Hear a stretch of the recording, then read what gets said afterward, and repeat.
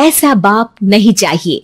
एक बड़े शहर में रतनलाल अपनी बेटी संध्या और छोटे बेटे कुणाल के साथ रहता है। रतनलाल बहुत गरीब है और शराबी किस्म का आदमी है। वो रिक्शा चलाकर अपना जीवन यापन कर रहा है। रतनलाल एक अधेड़ उम्र के आदमी योगेश्वर को कभी कभी अपनी रिक्शा से मार्केट या मंदिर छोड़ता है और कभी कभी बाजार से उसका सामान भी ले आता है। एक दिन रतनलाल योगेश्वर से कहता है, साहब, आपके पास गाड़ी है, फिर भी आप कभी कभी रिक्शा से क्यों जाते हो? इन शहर की गलियों को आराम से देखना मुझे बहुत पसंद है। ठीक है साहब, मैं चलता हूं, कल फिर आऊंगा। अरे रतनलाल, रुको तो। मैंने सुना है कि तुम अपनी बेटी को कुछ पैसों के बदले किसी को दे रहे हो।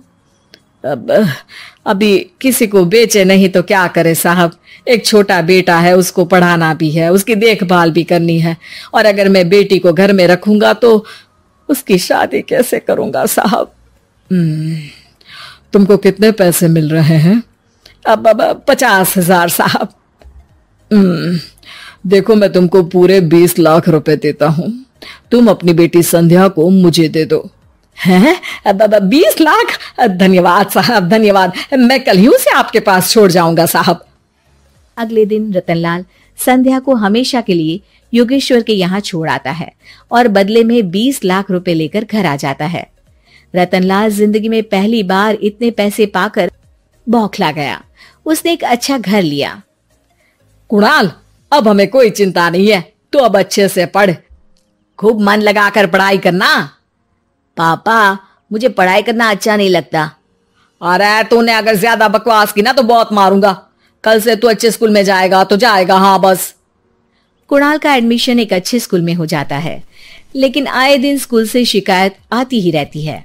10 साल बाद एक दिन प्रिंसिपल मैडम रतनलाल को स्कूल में बुलाती है। रतनलाल, आपका बेटा कुणाल बहुत आवारा हो गया है और ये बिल्कुल भी पढ़ाई नहीं करता है, बल्कि उसका दिमाग गलत कामों में जा रहा है। अब मैं उससे बात करूंगा मैडम। ठीक है, आज ये आखिरी मौका है, अगली बार तो मैं उसे स्कूल से ही बाहर निकाल दूंगी।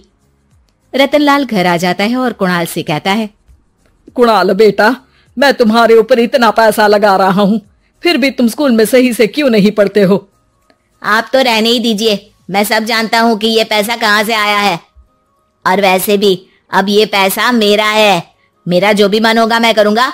आज के बाद मैं कभी स्कूल नहीं जाने वाला। रतनलाल को अपनी बेटी की याद आती है और वो रोने लगता है। 5 साल बाद कुणाल एक दिन एक लड़की को शादी करके घर ले आता है। पिताजी, ये मेरी पत्नी है स्वीटी। तुमने शादी कर ली? हाँ, शादी कर ली मैंने, दिखाई नहीं दे रहा? और अब से आप फिर से कमाना शुरू कर दो, बहुत बैठ कर खा लिया। कुणाल, तुम इस बुड्ढे को घर में क्यों रख रहे हो? देखो ना, ये शराब पीता है, इसे घर से बाहर निकाल फेंको। अरे स्वीटी, ये मेरे पापा है, कैसे बाहर निकाल दूं? और वैसे भी घर में कोई तो चाहिए ना काम करने वाला, नौकर समझ कर रख लो। इस बुड्ढी को तो घर से बाहर निकाल कर ही रहूंगी मैं कब तक इसके लिए खाना बनाऊंगी। स्वीटी एक दिन घर के बाहर पार्क में अपनी दोस्तों के साथ बैठी होती है। तभी वो रतनलाल को बुलाती है। पिताजी, मेरे कमरे में मैं अपना फोन छोड़ आई हूँ, जरा लाकर तो देना। हाँ जरूर, अभी लेकर आता हूँ। रतनलाल फोन लेकर आ जाता है। कुछ समय बाद स्वीटी के फ्रेंड्स भी चले जाते हैं। स्वीटी अंदर आकर शोर मचाती है। चोर चोर! कहाँ है चोर? मुझे तो यहाँ कुछ नहीं दिख रहा। अरे ये अलमारी खुली पड़ी है, जरूर किसी चोर ने ही खोली होगी। अरे कौन आया था यहाँ? यहाँ तो पिताजी आए थे बस। अरे बहू, मैं चोर नहीं हूँ। मुझे तो आप पर अब बिल्कुल भी विश्वास नहीं है पिताजी, क्योंकि जब आप पैसे के लिए दीदी को बेच सकते हो तो आप चोरी भी तो कर ही सकते हो। अरे लेकिन वो सब तो मैंने तेरे भले के लिए किया था ना।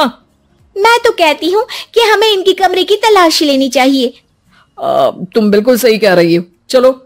स्वीटी और कुणाल दोनों रतनलाल के कमरे की तलाशी लेते हैं और उन्हें वहां स्वीटी की ज्वेलरी और पैसे मिल जाते हैं। मैं तो पहले ही जानता था कि चोर आप ही हो। निकल जाओ मेरे घर से और दोबारा अपनी शक्ल मत दिखाना। रतनलाल आंखों में आंसू लिए घर से निकल जाता है। स्वीटी मन ही मन सोचती है, आज तो मेरी प्लानिंग सफल हो गई। जैसा मैं चाहती थी ऐसा ही किया और बड़ी आसानी से उस बुड्ढी को चोरी का इल्जाम लगाकर घर से भगा दिया। रतनलाल की हालत अब ज्यादा खराब हो गई और वो सड़क पर बैठकर भीख मांगकर खाने लगा। एक दिन वहां एक गाड़ी आकर रुकी और सड़क पर बैठे सभी भिखारियों को अपने सेंटर ले गई। एनजीओ की मालिक संध्या एक एक करके सभी को सुविधा मुहैया कराती है। तभी उसकी नजर रतनलाल पर पड़ती है। पिताजी? संध्या तू? पिताजी, आपकी ये हालत कैसे हुई? ये सब मेरे बुरे कर्मों की सजा है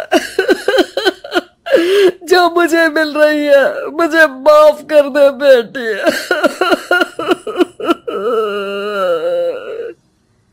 पिताजी, मैं आप पर बिल्कुल भी गुस्सा नहीं हूँ, क्योंकि आपने मुझे यहाँ भेजकर अच्छा ही किया। मेरी जिंदगी बदल गई। लेकिन ये सब हुआ कैसे बेटा? आप ये नए कपड़े पहनो, तब तक मैं योगेश्वर अंकल को बुला कर लाती हूँ। योगेश्वर अंकल? हाँ अंकल। योगेश्वर जी ने तुझसे शादी नहीं की थी? नहीं तो पापा, उन्होंने तो मुझे पढ़ा लिखा कर इस काबिल बनाया है कि मैं आज सबकी सेवा कर पा रही हूँ। रतनलाल पश्चाताप करके रोता रहता है। तभी योगेश्वर भी वहां आ जाता है। रतनलाल जी, आपकी ये हालत कैसे हुई? इतने सारे पैसों के बावजूद भी? क्योंकि मैंने बेटे और बेटी में भेदभाव किया था। लेकिन आपने ये कैसे किया? मुझे ये जानना है, बताइए। सालों पहले जब संध्या छोटी थी, तब मैंने एक बार एक आदमी से तुम्हें बात करते हुए सुना था, जो कुछ पैसों में संध्या को तुमसे खरीद कर शादी करना चाहता था।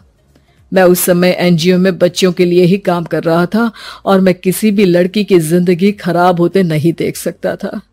इसलिए मैंने अपने जीवन की कमाई का एक बड़ा हिस्सा तुम्हें दे दिया था। सच में कितना गलत था मैं। मुझे माफ कर दो।